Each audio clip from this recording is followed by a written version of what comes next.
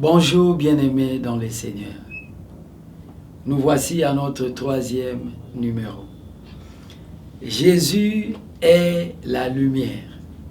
Nous sommes dans Jean chapitre 8, le verset 12. Je lis. Jésus leur parla de nouveau et dit, « Je suis la lumière du monde. Celui qui me suit ne marchera pas dans les ténèbres, mais il aura la lumière de la vie. » Ici, Jésus se présente comme étant la lumière. Et il est la lumière. Ésaïe chapitre 49 plutôt, verset 6, il est écrit « Je t'établis lumière des nations ».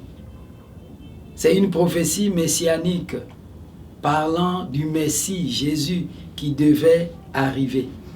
Et l'Éternel, par la bouche d'Ésaïe, déclare qu'il établit Jésus-Christ comme lumière des nations.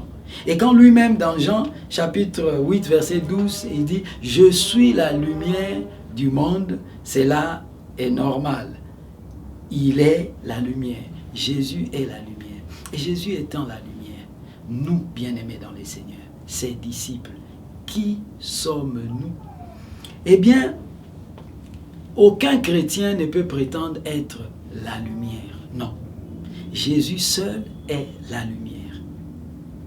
Tu n'es pas la lumière, je ne suis pas la lumière, mais Jésus est la lumière. Mais qu'est-ce qui se passe? Il se passe que les Écritures nous montrent que nous tous les chrétiens ensemble, formant le corps du Christ, nous sommes la lumière du monde. C'est pourquoi dans Matthieu chapitre 5 verset 14, le Seigneur s'adressa à tous ses disciples, leur dit « Vous êtes la lumière du monde ».